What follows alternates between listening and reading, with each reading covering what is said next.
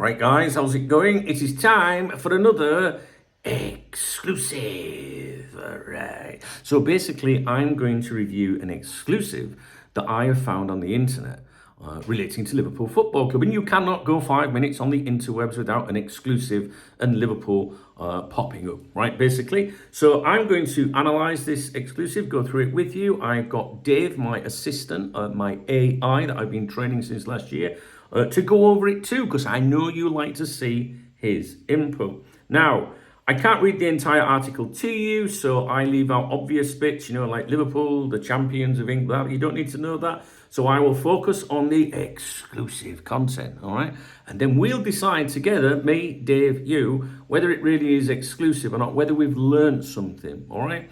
One more thing, when you visit a website that you don't know the credibility or history, always judge it by the amount of adverts, because I found that over the last almost 30 years of doing this, that the more adverts means more bullshit. All right, basically. So the exclusive is titled as follows. Exclusive. Liverpool staff, and this is a quote from Liverpool staff, "We will tailor Alexander Isak's programme to avoid repeat of Newcastle injury issues." Oh, this is interesting. This is a little bit different, isn't it? Now, this is published by Wayne Vasey. We've mentioned him many times before on here. And it's from the infamous Football Insider website, which I can tell you right now is garbage. And if you follow my videos and my exclusives, you will already know that. However, maybe today they will have something for us that we'll go, oh, that's interesting and believable. I doubt it, but let's see. Okay, Liverpool sports science staff are convinced they can deal better with Alexander Isak's injury issues than Newcastle. Sources, you smell that? I can smell that already. You know what it is? No, Remy hasn't farted. No, it's bullshit. Have told Football Insider. Goes on to say that he's missed 39 games and 206 days of training during his 3 seasons at St James's Park since his 2022 arrival from Real Sociedad. Talks about Liverpool working on a deal at the moment. Had a package worth £120 million, which was £110 million bid plus add-ons rejected by Newcastle last Friday. Says the Merseysiders have not given up. I've not given up on signing the Swede, despite their private claim they will not increase their offer for him. And then in bold, right, like a sub-headline, if you like, which, bold means serious biz.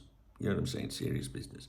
Liverpool to rotate Alexander Isak as alternative plan revealed. Ooh, we're going to get another plan, and it's going to be revealed. It goes on to say that one complicating factor in a record-breaking bid is his injury history and match availability. Sources have told Football Insider that Liverpool believe their performance, fitness and sports science staff can do a better job than Newcastle, basically. And the plan would be to minutely tailor Isak's match and training schedule, provide rest and recovery at the right periods, as well as rotating with Liverpool's other forward options. Talks about who those other options are, like Hugo Ekitike, and the plan is for him to provide cover and competition for Isak should a deal with Newcastle be agreed. Also, Liverpool privately believe the age profile of their squad, as Rafa Benitez would say, squad, for sure, means other stars, including Wirtz and Gakpo, would be able to step in if Isak misses out. So that basically is the majority of the article in the exclusive content and revelations, right? So I think it's a load of shit, personally. I'm sure you do too. Let's see what Dave has to say. Dave says, it sounds like someone walked past a treatment table and overheard 2 physios chatting about an Excel spreadsheet and built an exclusive around it. And it says here, let's count the fluff. Sources have told Football Insider, twice in the article. Revealed, once. We understand, 0, but strongly implied tone throughout. Privately believe, twice. Exclusive. Used only in the article format, not in the headline this time, but it's still labelled as an exclusive story on their site. That's a minimum of 5 vague sourcing statements, none with names, quotes, departments, or any trace of accountability. No sports scientist, no staff member, just sources, beliefs, and the mysterious all-knowing ether of private claims. Is this really an exclusive? No, it's a speculative piece dressed in lab coats. There's no confirmation from the club, as Rafa would say. No name source from Liverpool's medical or performance department, not even a fabricated insider quote. It's just one big hypothetical fantasy wrapped in a straight face. It's the journalistic equivalent of saying, if we had Isak and he did get injured, we'd probably try not to break him. Exclusive. What does the article actually say? Well, here's what they claim, all from sources and vague suggestions. Liverpool believe they can handle Isak's body better than Newcastle have. A detailed training and recovery plan would be tailored for him. Ekitike would rotate with him. Wirtz and Gakpo, neither of whom plays a low 9, says Dave, are seen as backup in case of injury. Not a single part of this is new. It's common sense dressed up as exclusive news. Every top club tailors workloads. Every transfer involving an injury-prone player considers their availability. Every manager rotates strikers now. Nothing here is groundbreaking, confidential, or deserving of the word exclusive. Contradictions and stretching the truth. They claim Liverpool had a £120 million package rejected last Friday, which they casually mention as facts. Liverpool privately claim they won't go higher, yet they're still actively planning a fitness regime for a player they've supposedly stopped bidding for. Which is it? Good shout, Dave. Author check, Wayne Vasey. Wayne Vasey is the editor-in-chief of Football Insider and the man behind many of their exclusives. Once with the Evening Standard, now seemingly devoted to pumping out speculative exclusives at a staggering rate. He's the architect of the site's entire content strategy, which appears to be claim insider access, quote unnamed sources or mysterious staff, avoid hard evidence, get SEO clicks, search engine optimization, repeat.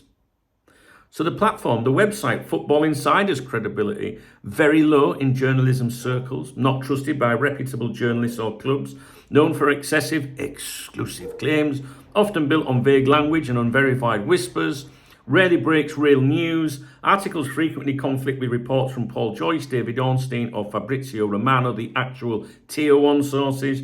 Football Insider is essentially a speculation farm dressed up with branding that tries to mimic professional journalism. There's no holding Dave back, is there? Fucking hell. Final thoughts. The piece is based entirely on speculation, structured to look like an inside scoop, full of vague sourcing, littered with contradictions, uses names like Wirtz to boost search appeal, contains no quotes, no medical expertise and no evidence. In short, this is football fan fiction for page views.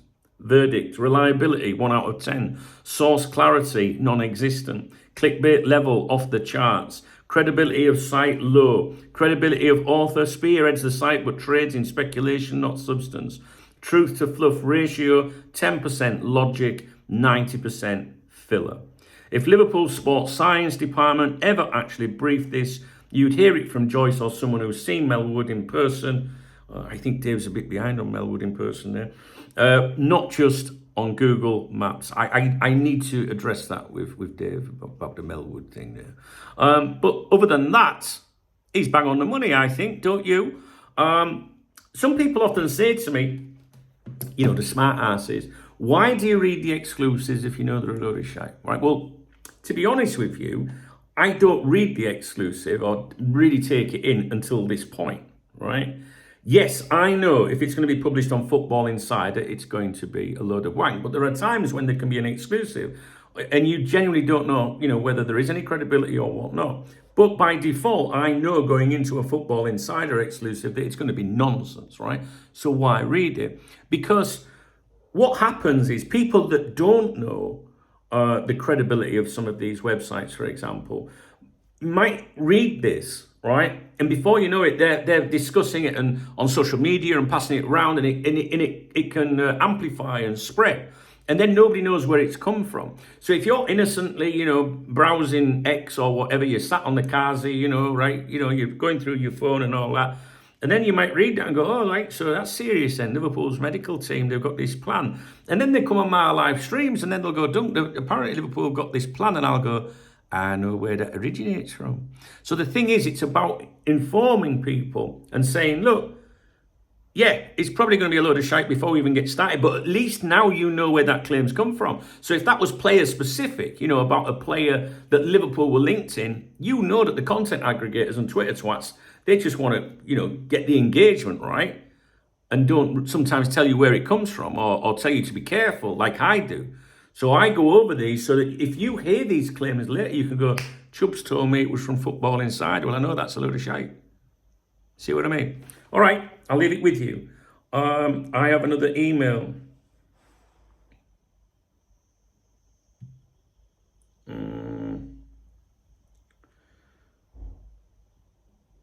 Okay. Sorry, it's not relating to anything to do with anything that you would find of interest.